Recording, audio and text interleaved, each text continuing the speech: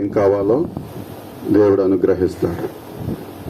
మనం మనుషులుగా భూ సంబంధమైన వాటిని వెతుకుతాం, కానీ దేవుని వాక్యం చెప్పేది ఏంటంటే మొదటిగా మనుషుడంట పరసంబంధమైన వాటిని వెతికితే దేవుడి లోకంలో మన అవసరతలేంటో మన అక్రతలేంటో మనము అడుగు వాటికంటేను ఊహించే వాటికంటేను అత్యధికంగా దేవుడు మనకి అనుగ్రహిస్తాడు. మనము కొంచెమే అడుగుతాం, కానీ దేవుడు మనకి విస్తారంగా సమృద్ధిగా ఇవ్వగలిగేటటువంటి గొప్ప దేవుడు. అయితే ఆ దీవెనలు మనం పొందుకోవాలంటే మనం ఎలా ఉండాలి, ఏ రీతిగా ఉండాలి, ఏ రీతిగా ఉంటే మనకి ఆ దీవెనలు వర్తిస్తాయి? చాలా మంది చూడండి, దీవెన అనేది ఏంటంటే నీతితో కూడింది దీవెన, క్రమము అక్రమంతో కూడింది దీవెన మాత్రం చూడండి, అక్రమంతో కూడింది మాత్రం దీవెన కాదు. దీవెన ఎక్కడుంటదంటే క్రమం కలిగినటువంటి భక్తిలో, క్రమం కలిగినటువంటి ఆత్మీయ జీవితంలోనే దేవుని దీవెనలు ఉంటాయి. అక్రమ మార్గంలోనూ అక్రమంలోనూ జీవించేటటువంటి ఆ ప్రజలు ఆ దీవెనలు ఇక్కడి వరకే సాతాను యొక్క ఆధీనంలో ఉండే తప్ప దేవుడిచ్చేయి కాదు. చూడండి, బైబిల్ గ్రంథంలో మనం ఒక మాటను చదువుకుంటే ఆది కాండము 26వ అధ్యాయము 12వ వచనాన్ని మనం చదువుకుందాం. ఇస్సాకు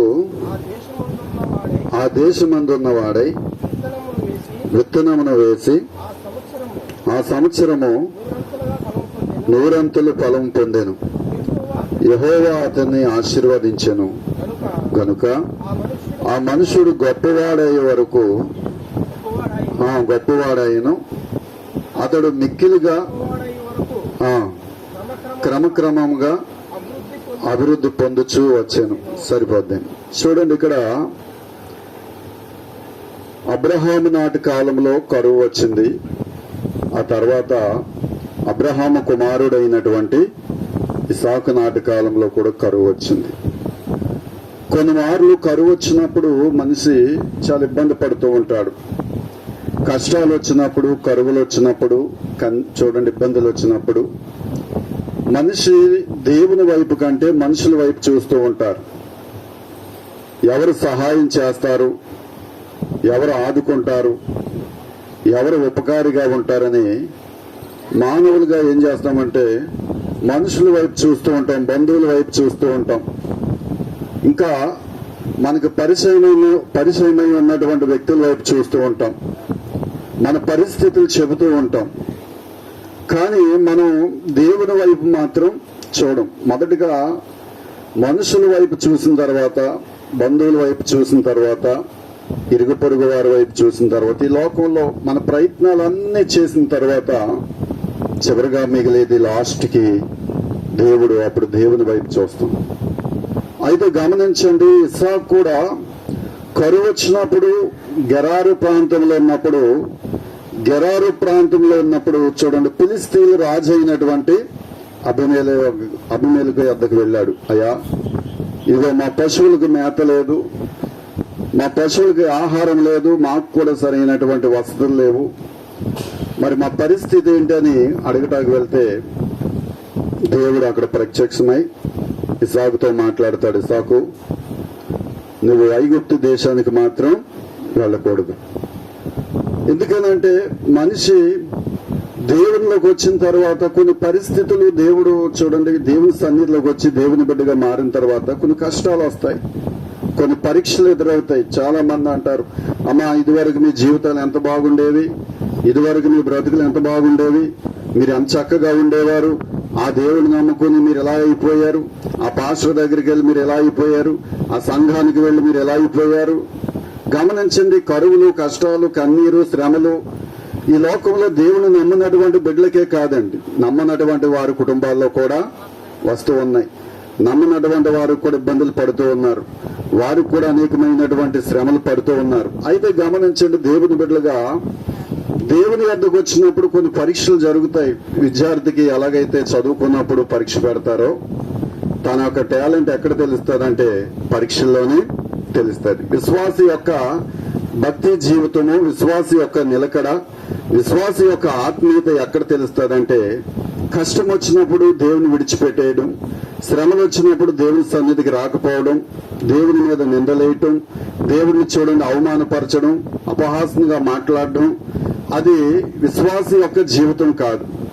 విశ్వాసి యొక్క జీవితం అంటే దేవుని బిడ్డల యొక్క జీవితాలు అంటే ఏ పరిస్థితుల్లోనైనా సరే నయోమితో రూతు ఏమంటారు చెప్పండి? నీ దేవుడే నా దేవుడు, నీ జనమే నా జనము.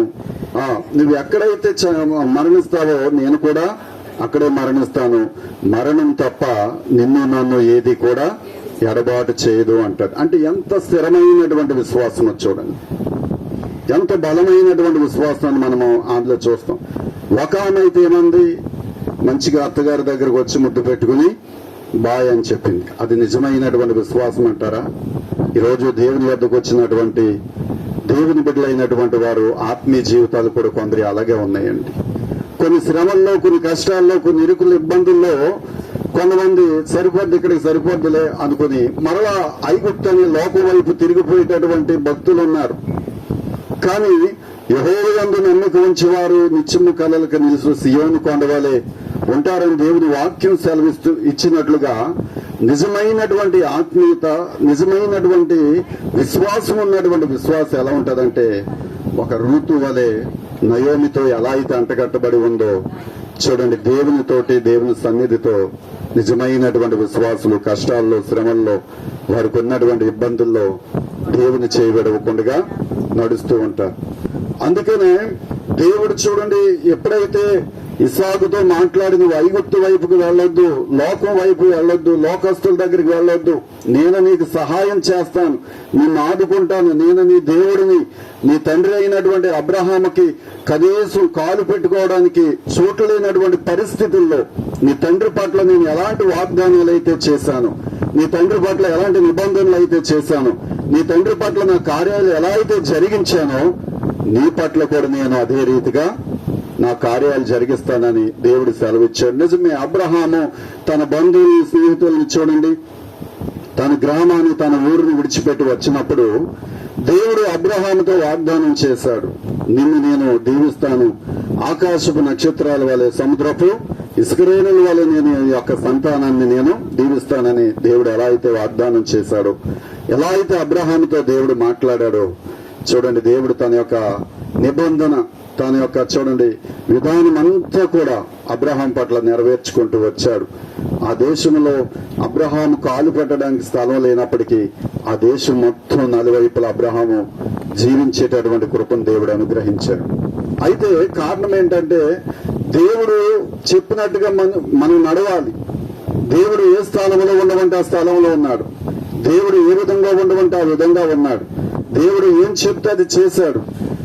ఒక రోజు అబ్రహాం అని కుమారుడు నాకు ఇవ్వాలంటే తక్షణమే చూడండి దేవుని మాటకు వెనక్కి తీయకుండా, తన భార్యకి చెప్పకుండా, తన దాసుల్లో ఇద్దరు నమ్మకమైన వారిని తీసుకుని పొద్దున లేచి కట్లు చీల్చి చూడండి తన కుమారుడైనటువంటి ఇస్సాకును, కట్లను, తన దాసుల్లో ఇద్దరు పనివారిని, ఆ తర్వాత నిప్పుని పట్టుకుని మోరియా పర్వతానికి వెళ్ళాడు. అంటే అబ్రహాము దేవుని నమ్మడంలో చూడండి పరిపూర్ణత కలిగినటువంటి వాడు.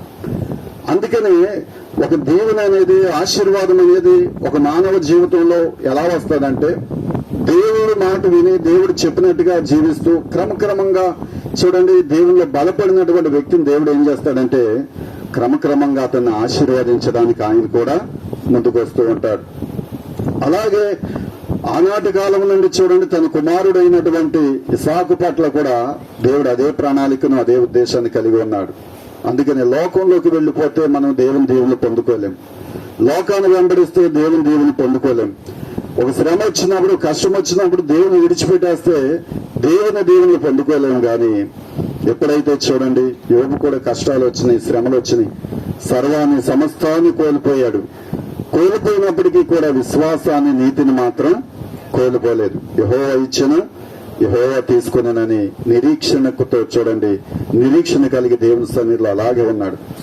చర్మం పొట్టురాలినట్లుగా రాలిపోతూ ఉంది, చర్మం ఎముకలు అంటకట్టబడి ఉంది. చూడండి మాంసం లేదు, లోపల మాంసం క్షీణించుకుపోయింది. అలాంటి పరిస్థితుల్లో కూడా తన విశ్వాసాన్ని యోబు ఎక్కడ విడిచిపెట్టలేదు.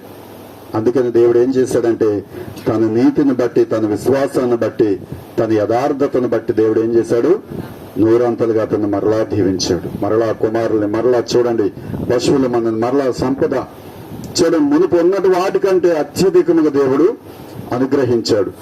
అలాగే చూడండి, ఇక్కడ ఇస్సాకును కూడా దేవుడు నువ్వు ఐగుప్తు దేశానికి వెళ్ళకూడదని చెప్పినప్పుడు దేవుడు ఏ ప్రాంతంలో ఉండమంటే ఆ ప్రాంతంలో ఉన్నాడు, ఏ స్థలంలో ఉండమంటే ఆ స్థలంలో ఉన్నాడు. ఉండి పంట వేశాడు. ఏ పంట చెప్పండి? ఆత్మీయ పంట, విశ్వాసం అనే పంట, నమ్మకం అనే పంట. ఏమండి, వాటి మీద నిలకడగా ఉన్నాడు. శ్రమలైన కష్టాలైన ఓర్చుకుని సహనము కలిగి దేవుని మీద ఆధారపడి ఆ విశ్వాసము, ఆత్మీయత, నమ్మకం అనే పంటను ఎప్పుడైతే వేశాడో దేవుడు అతను ఏం చేశాడు, క్రమక్రమంగా దీవించాడు. ఏమండి, కొన్నిమార్లు దేవుని బిడ్డల యొక్క దేవుని చూసి సాతాను ఏం చేస్తాడంటే పరీక్ష పెడుతూ ఉంటుంది, శ్రమలు పెడుతూ ఉంటుంది. వీళ్ళు ఎంతవరకు నిలవగలుగుతారు, ఎంతవరకు నడవగలుగుతారు, ఎంతవరకు దేవునితో సహవాసం చేయగలుగుతారు, వీళ్ళ యొక్క భక్తి ఎంత, వీళ్ళ యొక్క విశ్వాసం ఎంత అని సాతాను ఏం చేస్తాడంటే అది మనల్ని కొన్ని ఇబ్బందులు పెడుతూ ఉంటది. ఇక్కడ ఫిలిస్తీన్లు ఏం చేశారో తెలుసా? ఇస్సాకు యొక్క అభివృద్ధిని చూసి అసూయపడి ఆ అబ్రహాము నాటి కాలంలో తవ్వబడినటువంటి ఆ నీటి బావులను పూడ్చివేశారండి. కొన్నిమార్లు ఒక దేవుని బిడ్డలు, దేవుని యొక్క చూడండి సంఘము, దేవుని యొక్క సేవకులు అభివృద్ధి చెందేటప్పుడు సాతానికి ఏముంటదంటే అది దానికి మంచి మనసు ఉండదండి.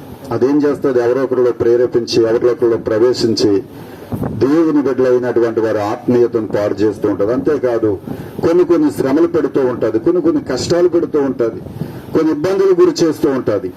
అలాంటి పరిస్థితుల్లో మన విశ్వాసాన్ని మనం కోల్పోతామని, మన నిరీక్షణ మనం కోల్పోతామని, మన భక్తిని మనం కోల్పోతామని చూడండి అది మనల్ని ఇబ్బంది పెడుతూ ఉంటది. యోబు భార్య ఏమంటే చెప్పండి, ఇంకా నువ్వు దేవుని అందు విశ్వాసం కలిగి ఉన్నావా, దేవుని దూషించి నువ్వు మరణం కమ్మొచ్చు కదా అంటది.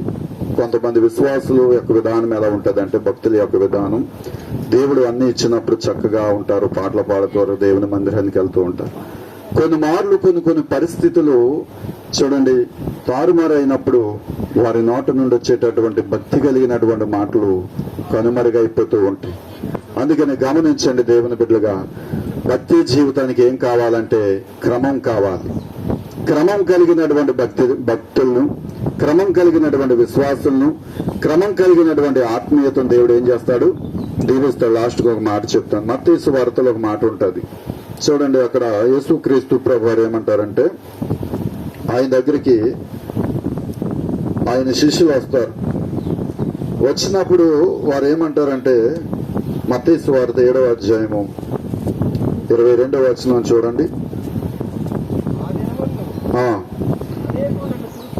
ఆ దినమందు అనేకులు నన్ను 22 7:22 ప్రభువా మేము నీ నామమున ప్రవచింపలేదా, నీ నామమున దెయ్యములు వెళ్ళగొట్టలేదా, నీ నామమున అనేకమైన అద్భుతములు చేయలేదా అని చెప్పుదురు.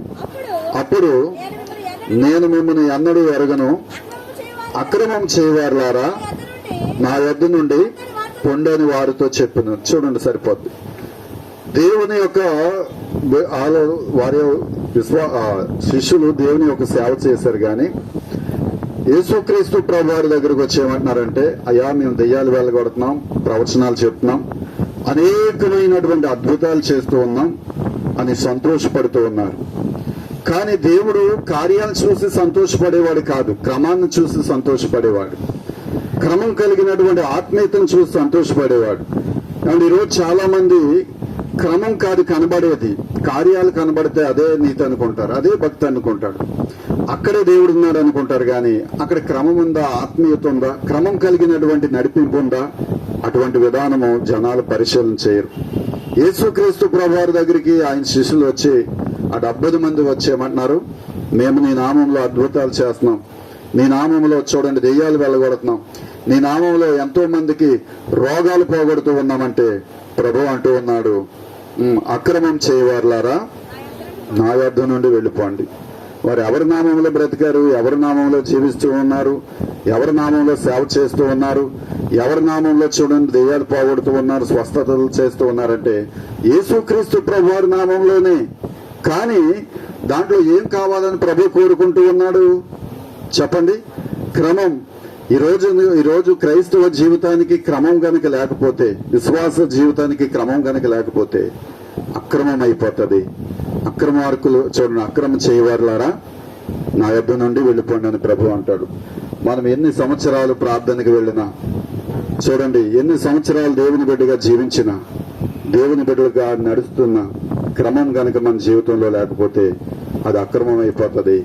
అక్రమం చేసేవారిని దేవుడు తన రాజ్యానికి వారసులుగా చేర్చుకోడు. అందుకనే ఇస్సాకు దీవించబడ్డానికి, ఆశీర్వాదించబడ్డానికి, వర్ధిల్లడానికి గల కారణం ఏంటి చెప్పండి? ఇప్పుడు క్రమంగా అతడు క్రమంగా ఆశీర్వదించబడు. దేవుని దీవెనలు ఒకేసారి వచ్చి పడిపోయే కాదు. క్రమంగా చెట్టు ఎలా అయితే సైలెంట్ గా ఎదుగుతుందో, సైలెంట్ గా చూడని ఉంటాడో, దేవుని దీవెనలు కూడా మనం ఒదిగే కొలది ఆయన అనుగ్రహిస్తూనే ఉంటాడు. మరి ఇసాకు వలె మనమందరము కూడా క్రమం కలిగినటువంటి వారుగా ఉందాం. మరి పిలుపు గారు క్రమం కలిగినటువంటి ఆత్మీయ జీవితాన్ని కలిగి ఉన్నారు కాబట్టి దేవుడు మరి వారికి స్థలాన్ని అనుగ్రహించి మరి ఇందులో ఇల్లు నిర్మించుకునే కృపను దేవుడు దయచేస్తూ ఉన్నాడు. ఒక మంచి గృహాన్ని కట్టుకుని దేవుని స్థానిలో వారు ఎదగాలని కోరుకుంటూ ఈ మాటలు ముగిస్తూ ఉన్నాను. దేవుడు చిన్న వాక్యాన్ని దీవించి ఆశీర్వదించును గాక. ఆమేన్.